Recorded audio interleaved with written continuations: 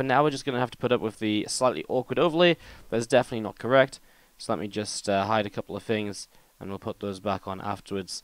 Alright guys, so sorry for that. Again, sometimes it's one of these things that just sort of happens. And let's see what we can do. I think the game sounds need to go up a little bit as well. Yeah. It should be a lot better. Alright guys, let's do this. Let's see what's going to come down. As we do have to the bottom right hand side our blue Protoss player. This is Creator. And he is up against the red Terran. To the top left hand side of the map, it's GuMiho from Sidestorm Gaming. Again, we just have this shitty overlay for the first map today. And oh my god, I forgot to put us in 60 FPS on Expert again. I am just not doing well at the moment. Well, we're just going to have to live with the 30 FPS, guys. I'm sorry. That's simply something I just straight up forgot to do before the stream started. Well, my bad. One of those, it's just been a couple of days. I changed some settings because I went and cast on my laptop while I was away, and it's screwing me up all over the place. Just can't catch a break. Alright, so we're going to get going here in a moment or two. And as we do see, this little bit of a probe is just being chased by this SCV for a moment, so just going to be watching this probe get chased around slightly, and as the SCV is looking for some damage. Just as an update as well, because we are looking to dual screen, let's see if this works. Yes, it does. You can see the picture-in-picture there, which will look a lot better when we're on the proper overlay. We are going to be getting into Yishi versus Innovation, so we're going to be able to bring you guys that series as well, some bits and pieces as we go. What's up, 47ers in the chat of the Cheer 1000? Take my energy as you embark on your epic cast. Thank you so much for the Cheer 1000. Do appreciate it, mate. Hope you're doing well. And thank you so much for dropping by and giving me some of that energy. I need it. You know, I need it. I know, today's going to be one of those days where the energy is going to have to, you know, I'm going to have to really kind of draw from everybody. So we'll see how it goes. Alright then, so we're setting up into this TvP and what's happening so far. Well, Stargate opening here from Creator to get things going. There's obviously nothing too crazy, nothing out of the ordinary. Very standard stuff here to begin with, as we do see otherwise. You know, expansions are finishing up, the factory's about to finish from GuMiho. The factory finishing is one of the big things, which is obviously going to tell you kind of how things are going here. You know, does he go into the starport? Does he go into the Cyclone? This time it is the starport with the Widow Mines on the way out. So GuMiho with some Widow Mine drop pressure potentially here in the near future. For his, you know, just kind of setting himself out as his goal for the moment. So we do have that starport coming up. As that comes on up here, Warp Gate is just kind of whirling away as well. So that's going to be popping up here in just the next few moments. Again, that Stargate finishing up now. And this should just be an Oracle right away. No reason to go Phoenix first or anything. Though definitely not, you know, though definitely the possibility of going into more Phoenix later in the game. No reason to just play the Oracle and no Phoenix at all. And those Phoenix are going to be very good at kind of shutting down pressure, at shutting down medevacs.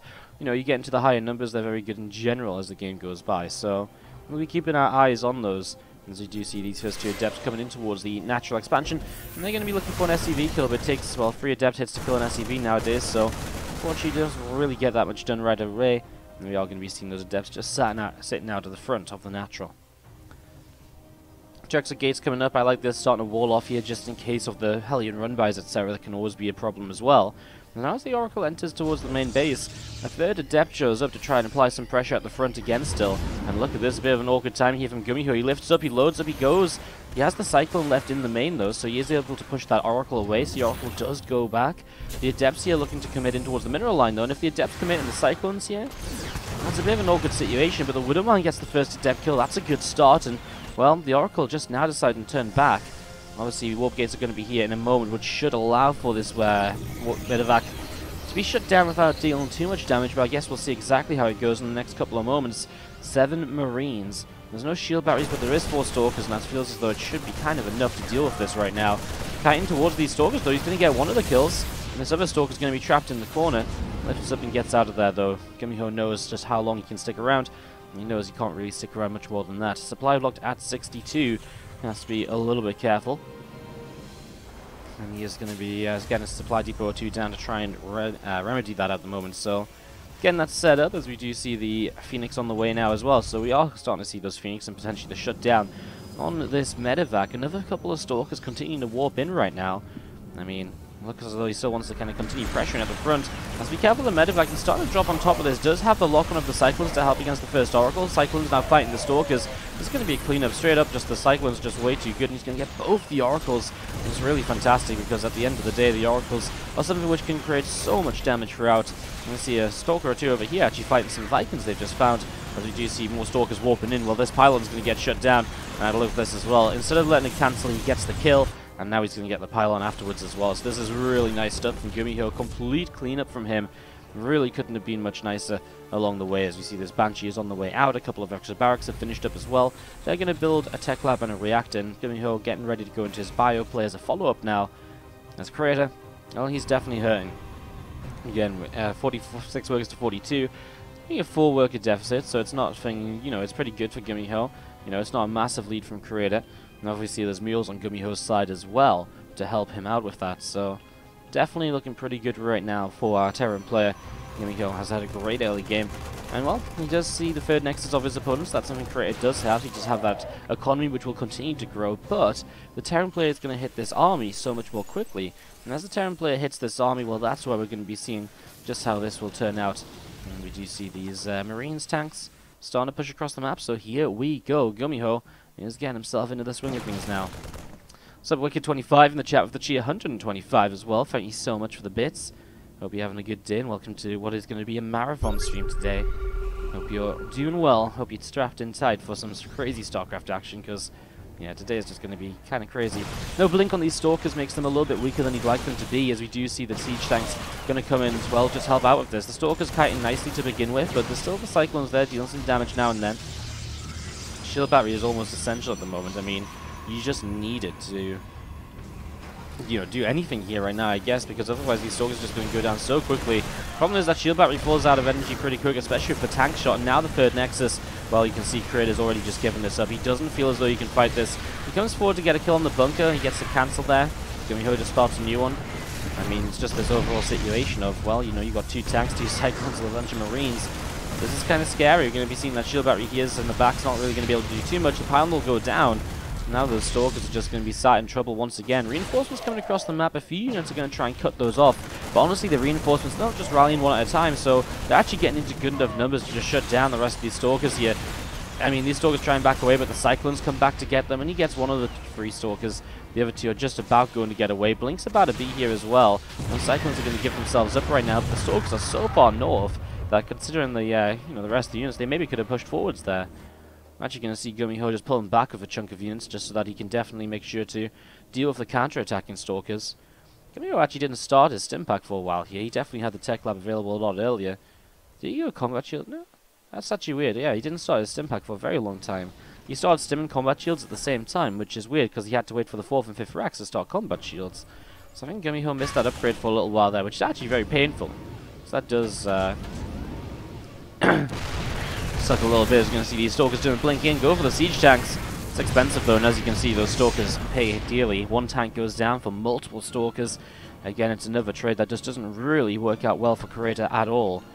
Stalkers still just grooving their way through the center of the map and sauntering around, seeing what's up. Robot Facility is about to finish up in the Dark Shrine. Now starting up as well. Charge coming in as a follow-up to that blink, of course. We have the armor upgrade 2 to go up to 1-1 in total here from Creator. I mean, again, he's doing the right things. He's building up into the right sort of composition. It's just, this composition is very difficult to actually come back into a game with, I suppose.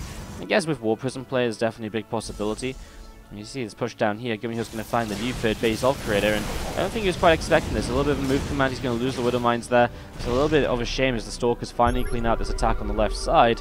What it does mean though, especially if this army's over here, well, GuMiho just comes up this ramp, pushes towards the natural, and he puts himself between the bases, and suddenly Creator has to fight into this army, and that is difficult. Alternatively, he could just go for a straight up push on the right hand side and just push on in towards that third base, which is also a very fine possibility. I mean, he's just got so much army that whatever happens, this fight is going to go in GuMiho's way. The only way that it doesn't is maybe as the DT Shrine finishes. DT's coming in, there's no detection. And I think that's the one thing Creator can hope for right now. So the DT Shrine is definitely a good idea. It's definitely going to help with maybe coming back in the game. But unfortunately, it's just a little bit too late. GuMiho has pushed, and GuMiho is going to be able to clean this up. GG's. GuMiho picks up game 1 of this best of 3. I'll give you guys further updates from Innovation GG as the games go by. Just give me a moment here, guys, to set up the stream again, now that I had to turn everything off before. There we go. Alright, awesome. So let's do this. Game number 2 into the bottom left-hand side. Our blue Protoss player is Creator. He's going up against the red Terran player to the upper right from Storm Gaming. It's GuMiho.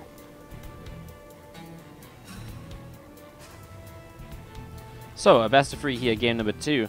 And it is, of course, best of 3 all the way out, all the way throughout today's tournament up until the grand finals, which is, of course, best of 5. So, game 2 of this right now. Looking to see what's going on, as we do see the first refinery dropping down, racks as well. And you lost and found one of these very standard maps when it comes to expanding, when it comes to taking up bases. You can get up to the 3-4 base without any real issue at all. So setting up in towards this, and we are just going to be seeing, well, we'll see just how, you know, standard openings for now, but I feel like standard openings always can turn very weird very quickly for Terran players, because, you know, you get the factory up and suddenly you decide to make 2 Cyclones or something, you start to make Hellions, and, you know, the aggression starts to build up right then and there, so that's pretty cool, as we do see the racks just going to be finishing in a moment or so. Meanwhile, Nexus starts up on the natural expansion from Creator, so he gets that set up and ready to go as well. So that's starting to come on through now too, and yeah, obviously the CC should start up from GuMiho any second now.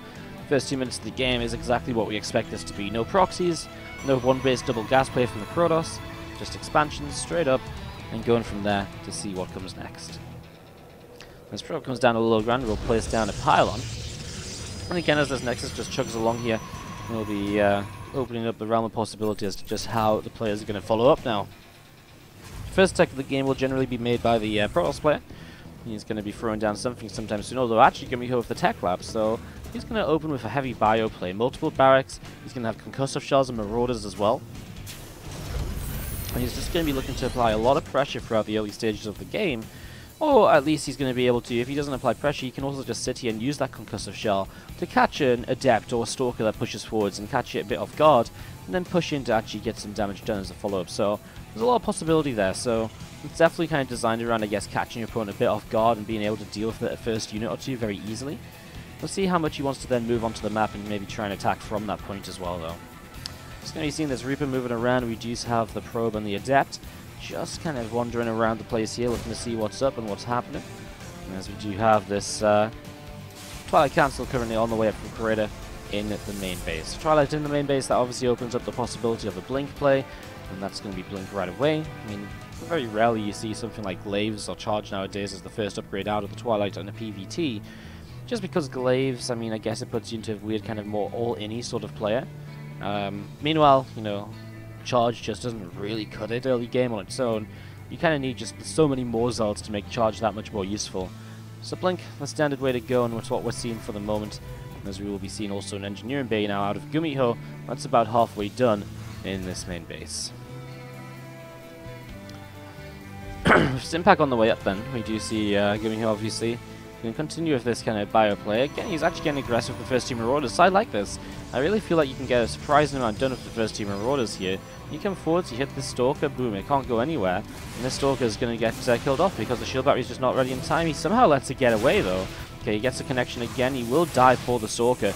He'll go for the second Stalker too, I imagine. There's absolutely no reason not to. He gets some good connections on it, and that is going to be second Stalker killed. So 2 Marauders for 2 Stalkers. Honestly, that feels pretty decent. I mean, you know, it's exactly what you need it to be, right? So 2 Stalkers for 2 Marauders, yeah, it's good for GuMiho. Like, 2 Marauders are relatively cheap, 2 Stalkers are a little bit annoying to lose. They're definitely a bit more expensive to replace. As we do see this Reaper's just going to be sitting out in the center, and a few more Marines just coming up as well through the middle of the map currently from GuMiho. So he's just bringing a few Marines forwards. There's Adept currently from Creator as well, moving around on the outskirts of the map. A few Stalkers still just gathering together, and this factory currently on the way up in the main base. Obviously this is a very delayed factory because it was the 3 racks opening, so very heavy on the bio, very late on other tech such as, you know, medevacs, tanks, widow mines, whatever you get out of these factories and starports in the TvP. All that's going to be coming in a little bit later, but it does come at the benefit of having a much faster Stimpack, a lot more bio units straight up on the map right now. And that's what GuMiho is going to look to try and use to his advantage right here. As we're going to be seeing Blink Stalkers will pressure, and of course being able to blink away is pretty powerful as a tool. So he gets rid of that Marauder. Third base coming down, and this is what does become difficult to hold on to, though, especially if Stalkers are across the map. What do you actually have to defend right here?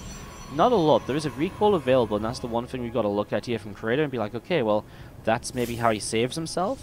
But honestly, if you come in, you kill this pylon right away. I mean, what do you do then? He kills the sentry, gets the sentry, gets the pylons to 2 gates on power. Now he's going to get some probes, and the Stalkers as they recall in. Wow, the Stalkers are not in a good position right away. That's painful. We're going to see him coming back over here. Probes are going to fight as well, but all of these probes are just going down so quickly. Every single Stalker falls, and there's Marines left over to push on in. GG for Creator, and GuMiho takes game number 2, and the first